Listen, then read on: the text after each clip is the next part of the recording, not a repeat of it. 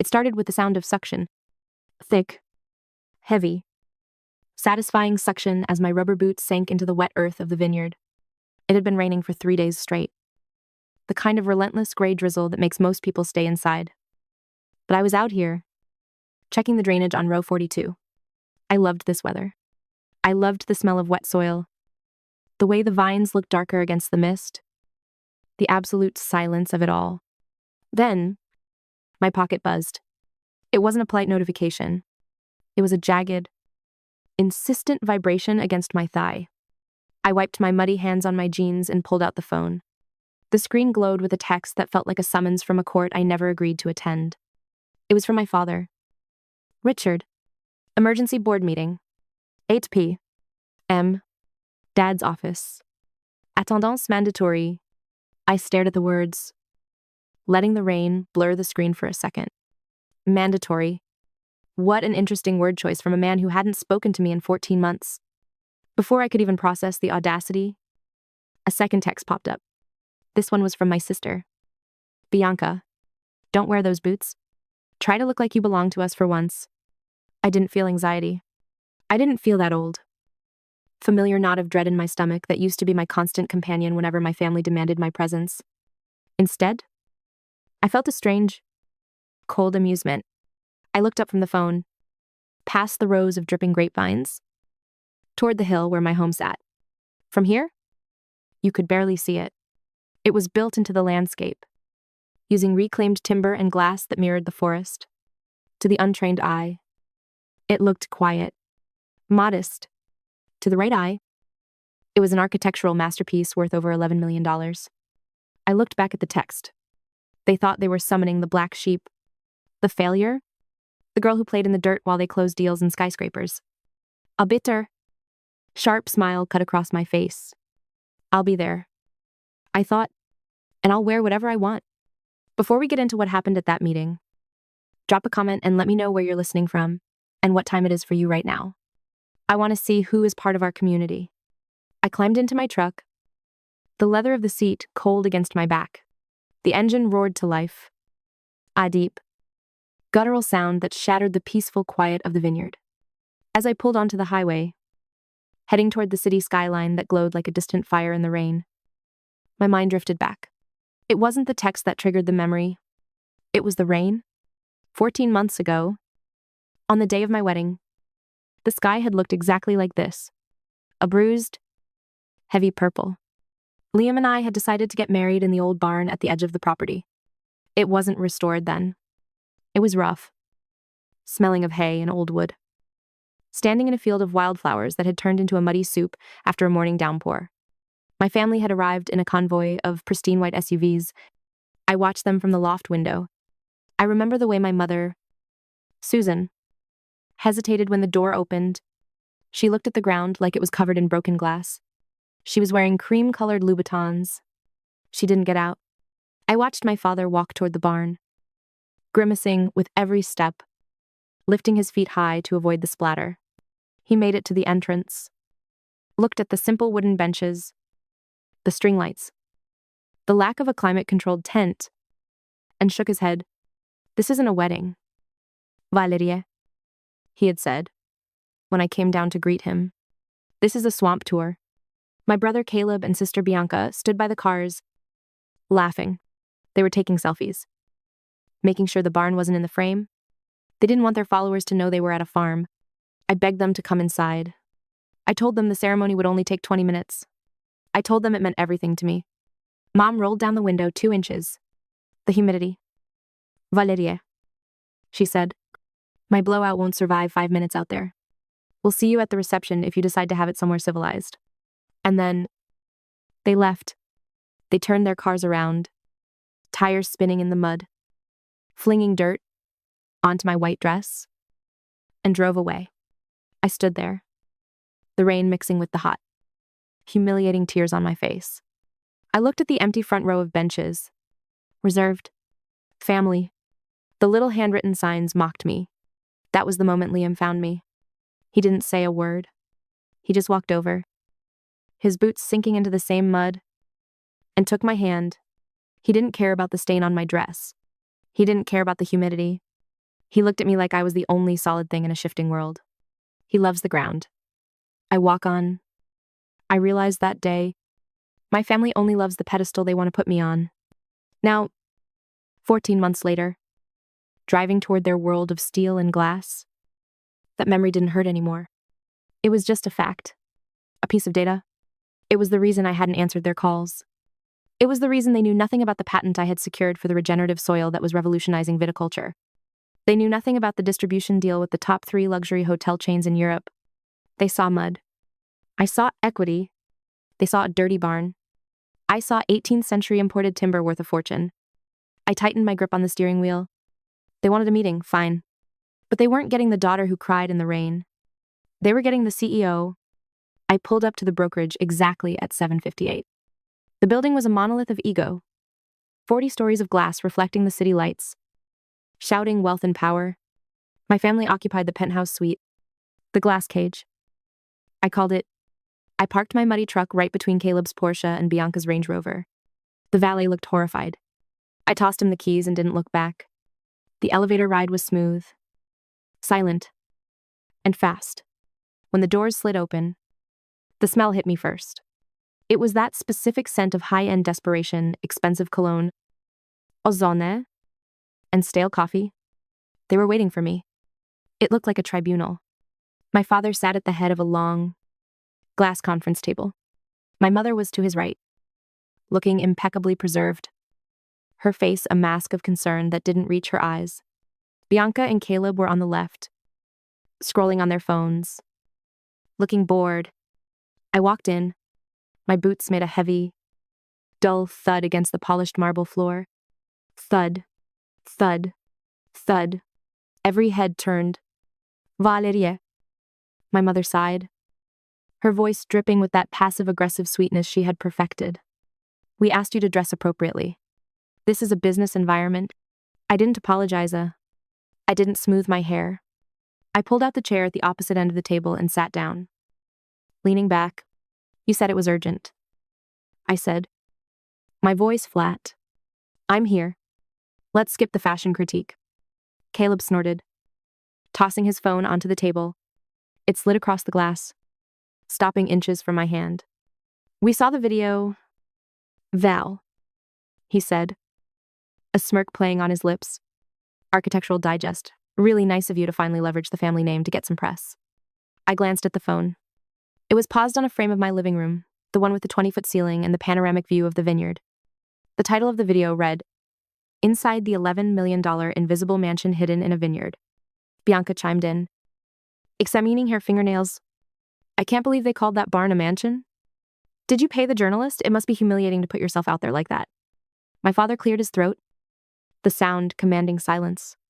He laced his fingers together and looked at me with a mix of pity and disappointment. We're not here to mock you.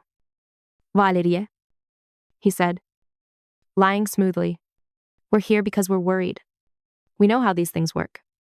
You stage a video. You inflate the value. You try to flip the property. But we also know the reality. He leaned forward.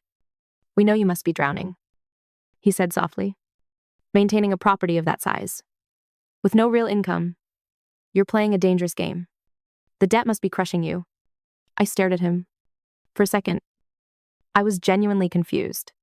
Then, the realization hit me. They didn't believe it. They couldn't conceive of a world where I was successful on my own terms. In their minds, success looked like them. It looked like suits, skyscrapers, and loud noises. It didn't look like dirt and silence. So, if I had something valuable, it had to be a lie. It had to be a facade. Just like their lives. My mother reached out, her hand hovering over mine but not touching it. Honey, she said, her voice trembling with fake empathy. We just want to help before the bank takes everything. You can admit it to us. You're broke, aren't you? I looked around the table, 4 pairs of eyes watching me, waiting for the confession, waiting for the little sister to break down so they could feel big again. I felt that cold amusement again. It was sharper now. Dangerous. I reached into my canvas tote bag. I didn't pull out a laptop. I didn't pull out a financial statement. I pulled out a mason jar. It was filled with dark, black soil, rich, damp, and heavy.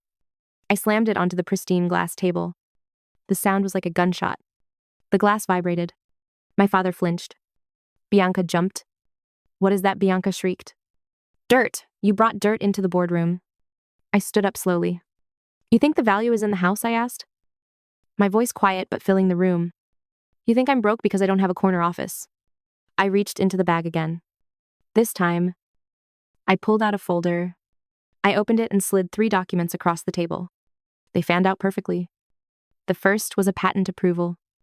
The second was a timber appraisal. The third was a quarterly earnings report. "That dirt," I said, pointing to the jar, "is a proprietary regenerative soil blend. I spent 5 years developing. I own the patent. It increases yield by 40% while reducing water usage by half. Last month, I licensed it to the entire Napa Valley Agricultural District." My father picked up the first document. His hands were shaking. "The house," I continued. "The house is structured from reclaimed 18th century naval timber. I didn't buy it. I salvaged it. The wood alone is appraised at $4 million. I pointed to the third document. "And that is the distribution deal for our reserve vintage. We sold out the next 3 years of harvest in advance." I placed my hands on the table, leaning in close to my father. "My assets aren't inflated, Dad, and I don't have a mortgage. I bought the land cash. I built the house cash, and I run the business cash." I watched his eyes scan the numbers. I saw the math happening in his head. He wasn't looking at me like a daughter. He was looking at me like a missed opportunity. It's a funny thing. Seeing your parents realize they bet against you. They look at you like a stock they sold too early. They don't regret the emotional distance. They regret the portfolio mismanagement. They realize they shorted me. And now the market has rallied. My mother gasped, looking at the bottom line of the earnings report. $88 million, she whispered. Net worth, $88 million. The silence that followed was total. It was the silence of a vacuum, sucking the air out of the room. Then, the energy shifted. It wasn't pride. It wasn't happiness. It was hunger. My father set the paper down. He took off his glasses and rubbed his eyes. When he looked up, the pity was gone. The disappointment was gone, replaced by a terrifying, shark-like warmth. "Well," he said, a smile stretching across his face. "It seems we underestimated you. Valerie, this changes everything." He looked at Caleb. Caleb nodded, sweating slightly. "Since the business is so healthy," my father said, his voice taking on a casual brezitone. "This makes our little problem much easier to solve." "Little problem?" I asked. My father slid a different document toward me. It was a contract. Thick, dense, and legal. "We're in a bit of a bind, Val," he said. "The market has been tricky. We had a liquidity issue with a client's escrow account. Just a timing mix-up. Really. We moved some funds to cover operating costs, expecting a commission to clear. It didn't. My blood ran cold. They moved funds from an escrow account. That wasn't a liquidity issue. That was embezzlement. We need a bridge loan," he continued, tapping the paper. $1.2 million. Just to replenish the account before the audit on Monday. We don't even need your cash. We just need a guarantor. A co-signer with significant assets to secure the loan from the bank. He handed me a pen. An expensive, heavy fountain pen. "Just sign here," he said. "It's just on paper. We'll pay it back in a month. You won't even notice." I looked down at the contract. I read the first page. Then I flipped to the signature page. My heart stopped. There, on the line marked Guarantor, was a signature. It was my name, written in my handwriting, but I hadn't signed it. I looked at the date next to the signature. It was dated 3 days ago. I slowly raised my eyes to meet my father's. "You didn't call me here to ask for help," I said, my voice barely a whisper. He froze. "You already submitted this," I said. "You submitted my property as collateral to the bank 3 days ago. You forged my signature on the preliminary intent. Caleb looked away. Bianca was studying the table. You didn't need me to agree. I said, the anger rising now. Cold and sharp. You needed me to validate the fraud you already committed. You brought me here because the bank probably asked for an in-person confirmation? Or a notary? And you're stuck. My father's smile vanished. It was an emergency. Valerie, he snapped. We were going to lose the license. We just needed the asset to show the bank. We were going to tell you. You were going to tell me after you gambled my home, I asked. We're family, my mother cried out. Tears finally spilling over. Real tears this time. Tears of terror. You'd send your father to prison over money. We raised you. I stood there, holding the pen. The weight of it felt immense. The room felt small. The glass walls felt like they were closing in. I looked at my mother. I looked at the tears streaming down her face, the same face that had looked at me through a car window 14 months ago and decided my wedding wasn't worth the humidity. I looked at the pen. Then I looked at the jar of dirt. You raised me, I repeated. No. You housed me. There is a difference. I took a step back. You know why Liam stood in the rain at my wedding? I asked them. My voice was steady. Deadly steady. Because he loves the ground I walk on. He loves the mud. He loves the mess. He loves the reality of who I am. I gestured to the glass office. To the city view. To their expensive suits. You people, you only care about the view. You love the appearance of things. You didn't want to get muddy then. And I am certainly not going to get dirty for you now. I looked at the contract one last time. I snapped the pen in half. Ink splattered onto the white contract, staining it like blood. I dropped the broken pieces onto the table. I'm not signing, I said. My father stood up, his face purple. Valerie, if you walk out that door, we are finished. Do you understand jail? I picked up my jar of dirt. I'm calling the bank in 10 minutes to report the unauthorized use of my asset. I said, and then I'm calling the district attorney. I checked my watch. You have exactly 10 minutes to call a lawyer. I suggest you use them wisely. I turned around. Valerie, please, my mother screamed. I didn't stop. I walked out of the glass cage. I walked past the receptionist who was pretending not to hear the screaming. I stepped into the elevator and pressed the button for the lobby. As the doors closed, cutting off the sound of my family's collapse, I let out a breath. I felt like I'd been holding for my entire life. The drive back was quiet. My phone rang. And rang. And rang. I didn't answer a single call.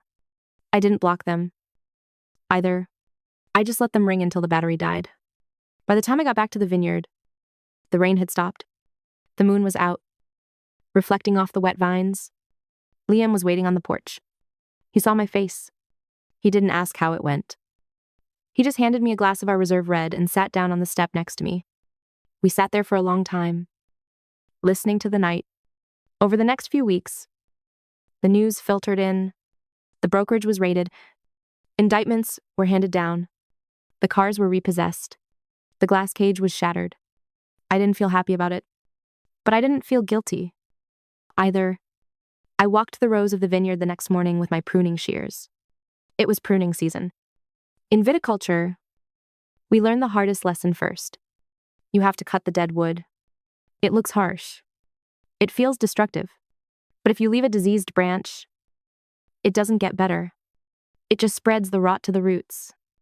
It kills the harvest. I didn't kill my family connection out of hate. I just pruned the rot to save the harvest. I cut a dead branch and let it fall to the muddy ground. Below the cut, a tiny, bright green bud was already pushing through. Have you ever had to prune a toxic relationship to save your own peace? Tell me your story in the comments below. I read them all.